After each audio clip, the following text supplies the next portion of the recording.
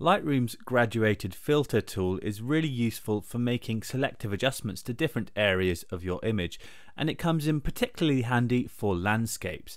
If we take our image here into the develop module, notice how the graduated filter sits in the toolbar to the top right of the interface here, and when we click on it, it opens up a set of new sliders directly below the tool. Now these are not to be confused with the sliders in the basic panel down here.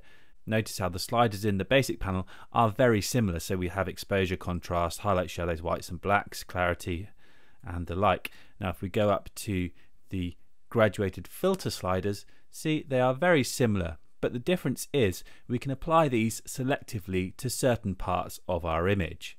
The way it works is we define an area using the tool and use the sliders to adjust that area, and we can do that in any order. So we could define the area first and then adjust it, or load the tool with perhaps some negative exposure by dragging the exposure backwards and then define our area. And we define the area simply by dragging between 2 points. Notice how if I drag down from the sky here, how we get 3 lines, and we can rotate them if we like just by moving as we drag, or if we want to keep our lines perfectly horizontal, we can hold shift and that will snap those lines so that I can get a horizontal grad, which is what I want here with the sky. Because my horizon is level, I want my graduated blend to be level, and what we're getting here is a blend between the negative exposure, which is this area here, and the untouched image, which is this area beyond our third line here. And in this area here in between, we get a blend between the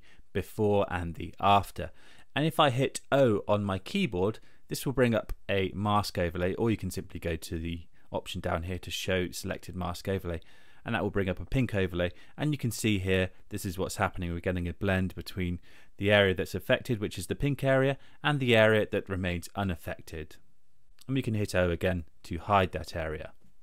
Now the great thing is we can adjust any of these settings at any point. So let's say, for example, I want to up the clarity just to bring out some of that detail in those clouds there. I can do that and perhaps maybe go slightly darker, add a touch of saturation to bring out the blues. We could even perhaps just knock the temperature down slightly to increase the blues even more. And everything remains editable. Now we're not restricted to a single grad, we can add several if we like. For example, I might want to add one down here because I find the rock at the edge of the frame here slightly distracting, so I can use a second grad down here and drag in from the corner to darken down that area. Now at the moment it's applying the same settings that we used over the sky, which is not what I want, so I can double click the effect slider here to reset all of these sliders, or I can double click individual sliders to reset them. In this case I'll double click effect, and notice how all of my sliders are zeroed, and I can then apply another setting. So I could perhaps just darken down that corner very slightly just to draw the eye away from those distracting rocks and towards the lighthouse. So you can use grads in this way. It's not just for darkening skies, you can also just draw the eye towards areas of the image that you want to accentuate. Now our eyes are drawn to lightest areas first, and this area down here again is drawing my eye away from the lighthouse, so I'm going to add a third grad by dragging in from this corner here, and again I can double click effect to reset it, and if I drag the exposure down, the sea just starts to look a little bit muddy. So in this instance what I'm going to do is knock back the clarity, which will soften that area very slightly. And that will just de-emphasize it. We could perhaps just try bringing the highlights down slightly as well. So you can see how grads are really useful for making these subtle changes to the tones in different areas of your image. And in particular, this is really helpful for landscapes because skies are typically much brighter than land. So if we expose for the land, then the sky goes too bright. If we expose for the sky, then the land goes too dark. The problem is if anything juts up into the sky, like the lighthouse here, it also gets affected. But there's a solution. Notice in the tool options over here we have a brush option. If we grab that, and let's just zoom in slightly closer here, we'll go for a 1 to 3 to zoom in, and if I hit O to view that mask overlay again, you can see how, as you'd expect, the pink area is covering the lighthouse along with everything else. But we can use the brush to brush in or out areas to add them or subtract them from the mask. So we can go to the brush settings down here below our sliders, and we can choose a size for our brush, a feather and a flow, as well as these sections down here for auto mask and density. Now if we check auto mask, this will mean our brush tool snaps onto edges in our image, so it's helpful when we're painting over solid shapes like the lighthouse here.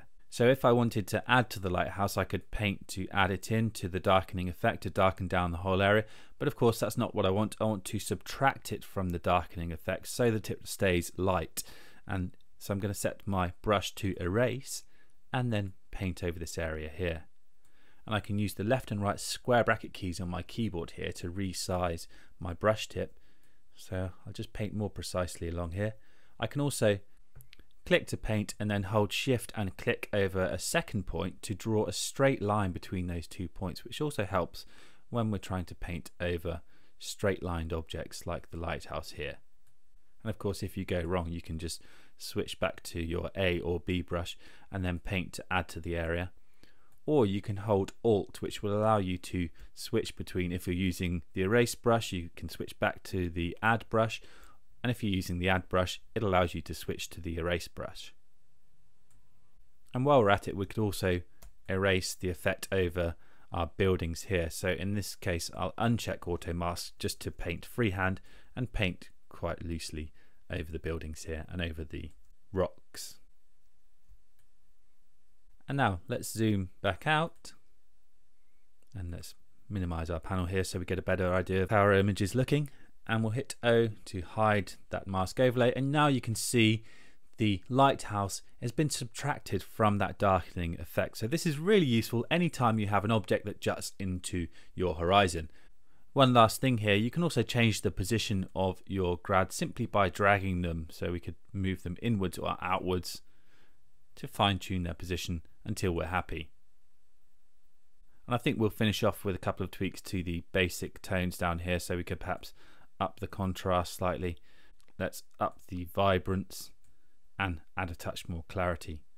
And that's our finished image. So there we go, that's how you can use the graduated filter to selectively adjust different areas of your images.